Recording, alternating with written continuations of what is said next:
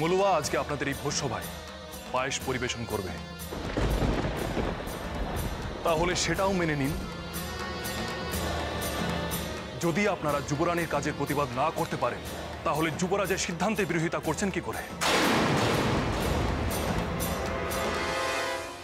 আমি রাজা প্রজা সম্পর্কের কথা বাদই দিলাম, কিন্তু একজন সাধারণ মানুষ হিসেবে ভেবে দেখুন তো, আজ মলুয়ার জায়গায় আপনাদের পরিবারে কেউ যদি হতো, যদি আপনাদের কারো বোন, কারো মেয়ে, কারো স্ত্রীকে যদি এভাবে সবার মাঝখানে অপমান করা হতো, তাহলে আপনারা কি করতেন? চুপচাপ সবকিছু মুখ বুজে সহ্য করে নিতেন?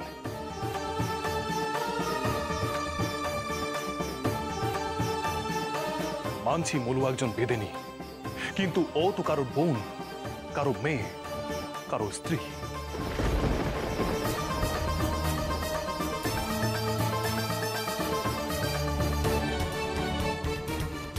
আমার জন্য তুমি এতটা করলে যুবরাজ?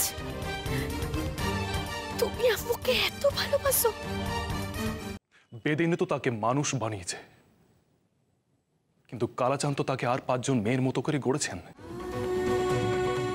মানুষের সৃষ্ট জাত ধর্ম কি কালাচাঁদের সৃষ্টি থেকে বড়? আজ ও একজন বেদেনী বলে আপনারা ওর অসম্মান সব মুখ বুজে মেনে নিলেন। ওর কোনো দোষ না থাকা সত্ত্বেও আপনারা ওর হাতের অন্ন গ্রহণ করতেও অস্বীকার করছেন। এই আপনাদের মনুষ্যত্ব? বাড়ি গিয়ে নিজেদের স্ত্রী কন্যার মুখোমুখি দাঁড়াতে পারবেন তো?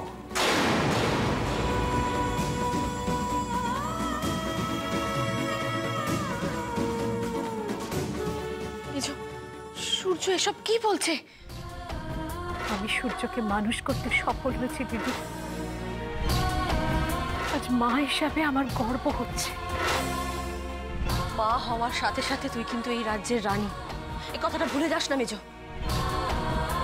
জানি না সূর্য নতুন করে আবার কি বিপদ ডেকে আনছে। আমি জানি দিদি, তুমি মনে মনে ভয় পেলেও আসলে তুমিও গর্ববোধ করছো সূর্যের জন্য। আমি জানি।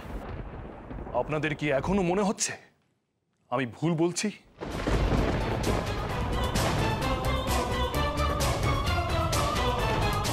কোনো লাভ নেই যুবরাজ, তোমার কথা শুনে এই বেদেনীর হাত থেকে প্রজারা কখনো অন্ন গ্রহণ করতে রাজি হবে না। বেশ, এখনো যদি আপনারা মলুয়ার হাতে অন্ন গ্রহণ করতে রাজি না থাকেন, তাহলে আমি এই সূর্যনগরের যুবরাজ এই ভোজসভায় বসে মলুয়ার হাতে অন্ন গ্রহণ করব।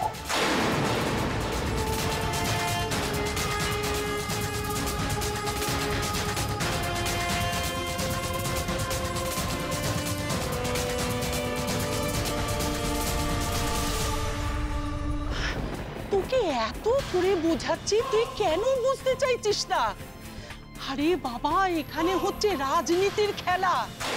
সময় বিশেষে যে ছাড়তে হয়। এখানে উঁচুতে উঠতে গেলে মাঝে মাঝে নিচে নামতে হয়। তাই বলে তুমি আমায় এক অকর্মণ্য জাদুকরের কাছে নিচু হতে বলছো?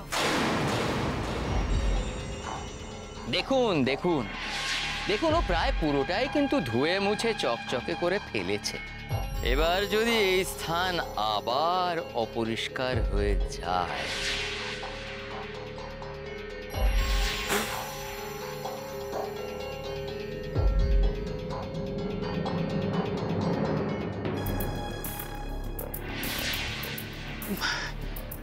একেবারে অকর্মণ্য নয় কিন্তু। আমি নিজে ওর জাদুবিদ্যার প্রয়োগ দেখেছি। গিরগিটং টিকটিকং কিংকং ভস্য যুবকাষ্ট ত্রিপুরাষ্ট পিং পং ভস্য ভস্য ভস্য।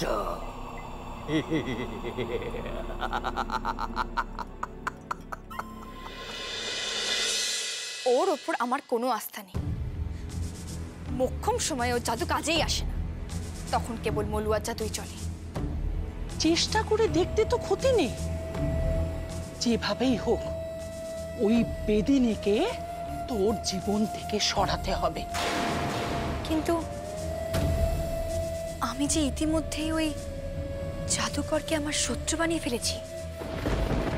আবার বন্ধ করে নিবি? তোকে বলেছিলাম না, এটা রাজনীতির খেলা। সময় বিশেষে বন্ধু শত্রু হয়, আবার শত্রু বন্ধু হয়। চল চল আমার সঙ্গে, আয় আয়।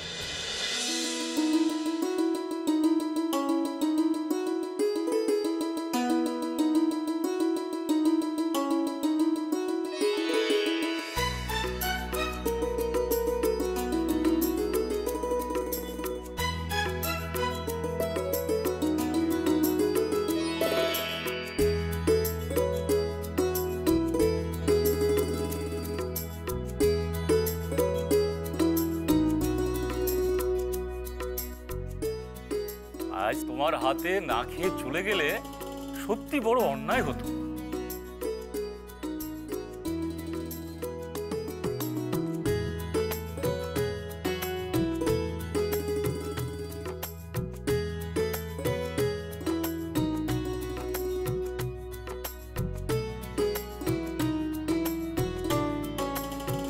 রাজবাড়িতে এত যত্ন নিয়ে কেউ কোনোদিন পরিবেশন করেনি।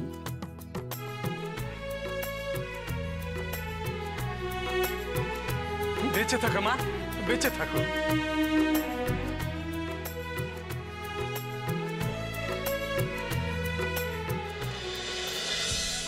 আজ এই সম্মান আমি তোমার জন্য পেলাম যুবরাজ। তুমি সত্যি এই সম্মানের যোগ্য।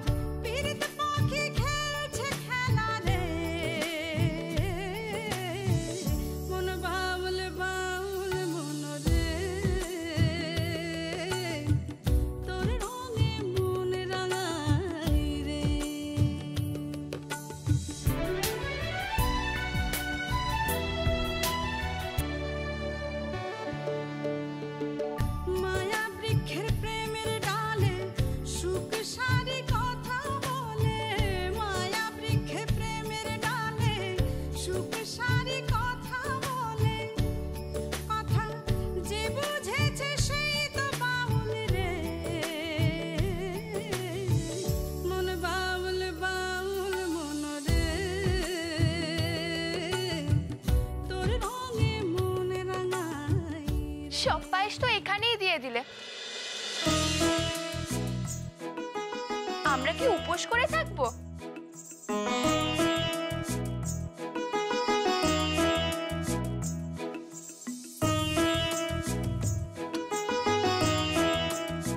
এভাবেই তো তোমায় একদিন যুবরানীর মর্যাদা দিতে চেয়েছিলাম। আজ আমার সেই স্বপ্ন সত্যি হলো। আমি কোনোদিনও স্বপ্নেও যা ভাবিলাই তুমি আজ আমাকে তাই দিয়েছ। তোমার সঙ্গে আমি যেন সব সময় এমনি ন্যায় বিচার করতে পারি। আল্লাহ যুবরাজ, আমাকে ন্যায় বিচার দেওয়ার জন্য আর তুমি ইমন যেটুকুর বেলায় আমার যে খুব ভয় করে। আমাদের ভালোবাসা সব কিছুর ওপরে মলুয়া, আর তোমার কোনো ভয় নেই। এই ভালোবাসা একদিন জয়ী হবেই।